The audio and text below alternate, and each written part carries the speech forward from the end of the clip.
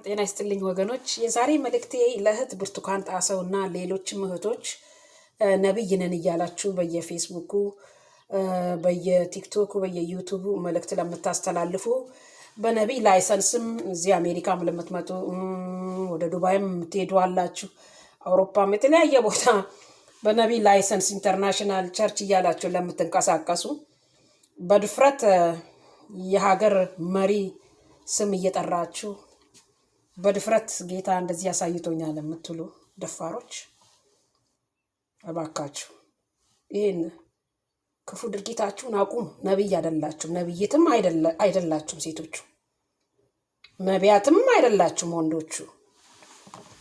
የሆነ አጋጣሚ ነው የተፈጠረው እንዲህ አይነት ድፍረት ለመድፈርና እኔ ወንጌል አማኞች ላይ መከራ ታመጣላችሁ ደግሞ ማምጥታችኋል የሚል ከፍተኛ ስጋት አለኝ። ዘመናት እንደዚሁ አይቀጥሉም፣ ይለዋወጣሉ ዘመናት። እንደው እግዚአብሔር ይመስገን በእድሜ ባርኮኛልና በደርግ ጊዜ ያልተነሳ የኢትዮጵያ ነቢይ አሁን ከየት ነው የመጣው? በዛ በጭንቅ ሰዓት፣ አሁን በነፃነቱ ሰዓት ምንስ ነፃነት አለ? እንደውም የሀገር መሪዎች ተጨንቀው ተጠበው ባሉ ሰዓት ነቢይ ነን እያላችሁ የድፍረታችሁ ድፍረት ሚዲያ ላይ ያንን ውሃ የማያነሳ መልእክታችሁን የምታስቀምጡት ከነባሮቹ የወንጌል አማኞች አብያተ ክርስቲያናት ተገንጥላችሁን የወጣችሁት። ምክንያቱም ምንም ኢንተርሪሌሽን የላችሁም። ከዚህ በኋላ ገንዘብ የመሰብሰብ ነፃነታችሁን ሁላችን እናውቀዋለን። ዝና የማግኘታችሁን፣ ከዛ ደግሞ ወደ አውሮፓ፣ ወደ አሜሪካ፣ ወደ ዱባይ የመምጣታችሁን ሁኔታ ልታመቻችሁ ነው አይደለ? ነብይ ነን ብላችሁ ላይሰንስ ያወጣችሁ። እውነት እንነጋገር። የዋሁ ግን ሞኙ ምመን ግር ያለ እናንተ ገብጣ የእግዚአብሔር ክብር የተገለጠበት ነብይ በጣም እኮ ነው የሚያስቀው። እኔም እኮ ግር ብዬ አውቃለሁ አይኔ እስከሚከፈል ድረስ። ወይኔ ኢትዮጵያ ሕዝብ ያሳዝናል። በስንቱ ነው የሚሞኘው? ትንቢት መናገርን በብርቱ ፈልጉ ይላል የእግዚአብሔር ቃል ሐዋርያው እንደጻፈው። ያ ለኮንግሪጌሽኑ ለማህበረ መናኑን የተሰጠው ጸጋ ነው እንጂ ነብይ ገሌ እያላችሁ አገር አበላሻችሁ። አሁንም አልመሸም ንስሐ ለመግባት። ራሱን የሚያዋርድ እስቲ ማን ነው ከእናንተ መሃል በድያለሁ ኢትዮጵያ ሕዝብ የሚል? ቲክቶክ ላይ ደግሞ በጣም ጥሩ እድል ተከፍቷል። ቲክቶክ ላይ ንጽጽር የሚባል ነገር ተምረናል። ብዙ ማናውቀውን እየተማርን ነው። እስቲ ኑና ቲክቶክ ላይ እኔ ነብይ ነኝ ብላችሁ እስቲ አስረዱን። ቃል እየጠቀሳችሁ ኬት የምታመጡት ቃል የለም። ኦሪጂንም የላችሁም። ወጥታችኋል፣ ከአብያተ ክርስቲያናት ተገንጥላችኋል። ስለዚህ ወንጌላውያን አብያተ ክርስቲያናት እባካችሁ ንቁ። ይሄ ቀልድ አይደለም። እኔ አሁን እንደምስቀው ቀልድ አይደለም። መዘዝ አለ፣ ሰበብ አለው። ብዙ ቦታ ተነካክቷል። አሁን እህታችን ብርቱካን ጥሩ መግለጥ አምጥታለች። ክቡር ጠቅላይ ሚኒስትር አብይ አህመድ አሊ ወደ ስልጣን ከመምጣታቸው በፊት አንድ ቦታ እየተጸለየ አንተ ጠቅላይ ሚኒስትር ትሆናለህ ያለችው ያ ትልቅ መግለጥ ነው። ግን ነቢይ አያስብልም። የመግለጥ ስጦታ ነው። አንቺ ብቻ አይደለሽም፣ ብዙዎች ያገለግላሉ። እኔም ራሴ ያገለግላለሁ። ጠጋ ብላችሁ ቤተሰብ ብትጠይቁ የእህቴ ልጆች ይነግሯቸዋል። አያለሁ ህልም። ሰው እኮ ህልም ያያል። የወንጌል አማኝ ብቻ ነው እንደ ህልም የሚያየው። ሙስሊሞችም ያያሉ፣ ኦርቶዶክሶችም ያያሉ። እግዚአብሔር በህልም ይናገራል። መጽሐፈ ኢዮብ ላይ ተጽፏል። ሄዶ ማንበብ ነው ጊዜ ሰጥቶ። አሁን እኔ ያሳሰበኝ የወንጌል አማኞችን መከራ ውስጥ እየከተታችሁ ነው። የመንግስት ባለስልጣኖችንም እያሞኛችሁ ነው። ነብይ የሚባል ላይሰንስ በዘመን ታይቶ ያውቃል? ኢትዮጵያ ውስጥ ለነብይ ላይሰንስ የሚሰጥበት እንግዲህ ግብሩንና ቀረጡን በአመት ይክፈል እንጂ እንግዲህ ሰይጣንም በእርግጥ ሰው ሰይጣንንም ላምልክ ካለ በሰይጣን ስም የሆነ ነገር ልክፈት ካለ መከልከል አይቻልም። በዲሞክራሲው ዘመን አይደለ ልበል እንጂ።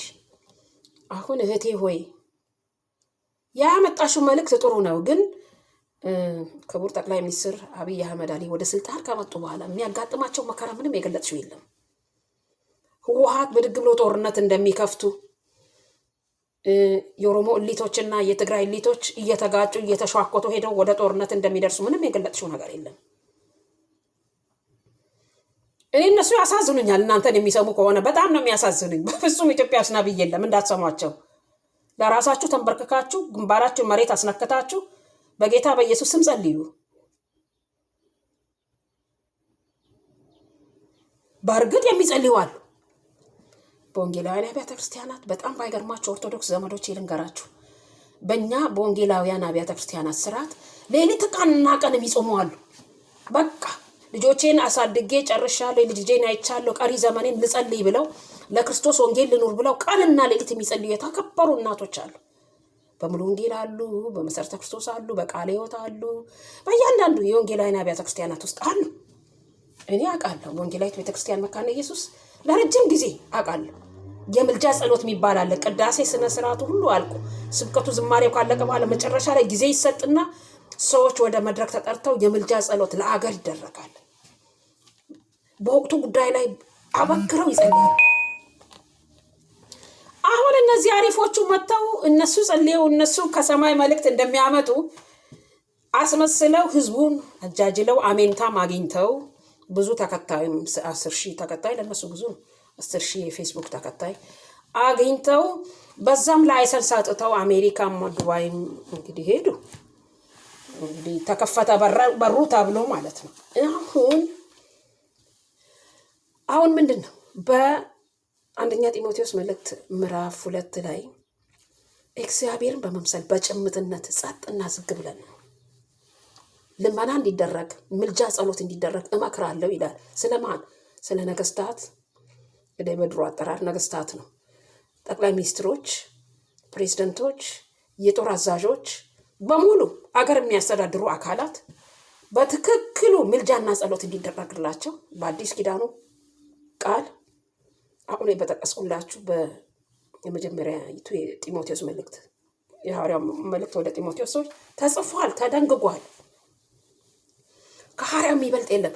ጸልዩ ነው እንጂ ተንብዩ የተባለ ነገር የለም። ራእይ ያየን እያላችሁ በጣም ደፋሮች።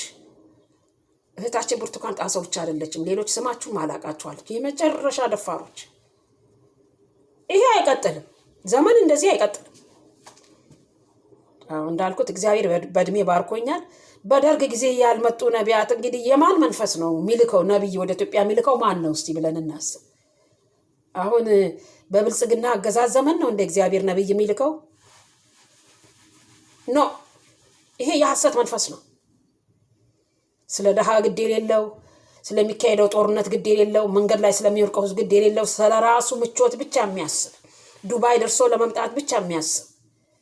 እኔ መንግስት ቢሆን ገንዘባቸውን ነው ማግደው። ምክንያቱም የሰሩት ፋብሪካ የለም፣ ከመመን የሰበሰቡት ብር ነው ያለው። አዎ ብዙ የሚያስቆጣ ነገር አለ በውስጣችን። ሰው ነን፣ እቆጣለሁ። የቤተሰብ አባሎቻችንን አተናል። በእናንተ ትንቢት ነቢይ አይደላችሁም ስትባሉ ስሙ። በፍጹም ነቢይ አይደላችሁ። ከባድ ድፍረት ነው የደፈራችሁት። እኛን አዋርዳችሁናል። የወንጌል አማኞች ምን ብላችሁን ያዋረዳችሁት? ሰው ሁሉ እኩል ነው የሚያየው። የኢየሱስን ስም ስለምትጠሩ ሙስሊሞችም ኦርቶዶክሶችም አንድ ላይ ጨፍልቀው ነው የሚያየው። ሁላችሁም ጴንጤዎች አሁን የእናንተን ስም ይጠራሉ። ብርቱካን ሲሉ ነበር። እኔ ማናት ብዬ ነው ቆይቼ ያወቅኩት። በመፖስተው ቪዲዮ ላይ ብርቱካን እያሉ ይጠራሉ፣ እዩ ጩፋ እያሉ ይጠራሉ። ተደናግሯል። አሁን ምመን ወንጌላዊ ምመን ተደናግሯል። ወንጌል መስበክ አልቻለም። እኛ ጌታ ኢየሱስ ክርስቶስን ለመስበክ ስንወጣ የእዩ ጩፋ አምላክ ነው የሚመስለው፣ የብርቱካን ጣሰው አምላክ ነው። ኖ ወይ ጎራን ላይ ነቢያት በአንድ ጥግ፣ የወንጌል አማኞች በነበራችሁበት። ነቢይ እየዘራውን ራሱ ይጨድ። ለምን? መከራ እየዘራ ነው፣ ወንጀል እየዘራ ነው። ወንጀል የዘራ ነገ መታሰርን ነው የሚያጭደው። አዎ ይዘገያል እንጂ በፍርድ ሂደት ፍትህ ያገኛል ተጠቂው። እናንተ ዛሬ ይድናል እያላችሁ የገደላችሁት፣ ጨውና ዘይት እየሸጣችሁለት መድኃኒት እያስጣላችሁ የገደላችሁት ህዝብ፣ ቤተሰብ፣ ልጆቹ፣ አሁን ህፃናት፣ የሟቾቹ ልጆች ህፃናት አሁን አድገው ይደርሳሉ፣ ፍርድ ቤት ይገትሯቸዋል። ስለዚህ እባክሽ ብርቱካን አስተውይ። ሙራን ልጆች ሊኖሩሽ ይችላሉ። ነገ ነብይት ናት አይደል እናታችሁ ብለው ልጆች ይጠይቋቸዋል። ጓደኞች ምን ብለው ነው የሚያስረዱት? ዛሬ ቀን ሳይመሽ ነብይት አይደለሁም እኔ ወደ ነባሯ ቸርች ተመልሻለሁ በይ። ምንም አይጠቅምም። የተናገርሻቸው መልካም ነገሮች ሊኖሩ ይችላሉ፣ ግን ችግሩ ያመዝናል። ከጥቅሙ ይልቅ ጉዳቱ ይከብዳል። ብዙ ማውራዋል፣ ብዙ ሰው ስቷል። እኔም ስቼ ነበር የተወሰነ ጊዜ እኮ እኔም እኮ ቀጠል ነበር ግር እያለው ከሚሄዱት ጋር ሄድ ነበር። እግዚአብሔር ክብር ተገለጠ ብዬ የለም እና አንቺ ያለሽበት ጉባኤ መጥቼ ነበር አንድ ጊዜ። ማንም ሰው እኔ ብርቱካን ብሎ ቢጠራኝ ስልክ አልመለስም አልሽ። ነብይት ብርቱካን ነኝ። አሁን ወደ ጌታ ሄዷል፣ በህይወት የለም። በመሞቱ አዝነናል። በእርግጥ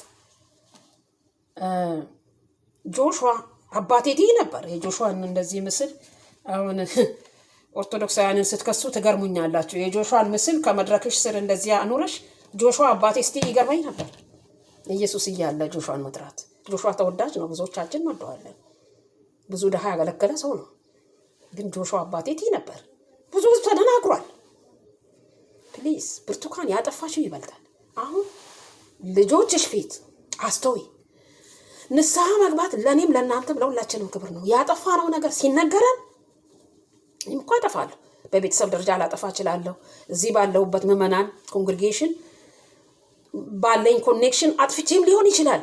ሲነገረኝ ብዬ አስተውዬ ውዬ አድሬ እንደ ሰው አስተውዬ ኦኬ ይቅርታ አድርጉልኝ ማለት ነው ከልብ። እና እነዚህ አሁን እናንተ እስቲ ቀበቶ ካላችሁ ቀበቶውን ገረም በታጠቁና ነው ቲክቶክ ላይ ነው እንወያይ። እስቲ ንጽጽር እንወያይ፣ እንነጋገር። ነብይ ነን በሉ እስቲ አትሉ ስላልሆናችሁ አትሉ። ያ ግር ብሎ እንደ ግሪሳ ወፍ የሚከተላችሁ የዋሁ ምመን ደሃው ምመን ቁርስ ሳሰጡት ምሳ ሳሰጡት እዛ ውሎ ደርቆ አንጀቱ ደርቆ ቤቱም ሄዶ የሚበላው የሌለ ምስኪኑ ምመን እሱ ነው እንጂ የሚከተላችሁ። እስቲ አሁን ቲክቶክ ላይ ነውና ነብይ ነን በሉ። ወይ እናንተ ጀሌዎች ተከታዮች ይምጡና ያሳምኑ። እኔ ልፈርግድ የለም። እግዚአብሔር ብቻ ከፍ ይበል እና ተመለሱ፣ እንጫወት። እውነት እኔ በአካል ባገኘሽ እንዲህ ነው ማወራሽ። አሜት አይደለም። እዩ ጩፋንም አንቺንም ሌሎች ሁላችሁ ወንድሞች ነብይ ነን ያላችሁ ኑ ቲክቶክ ላይ ኑ።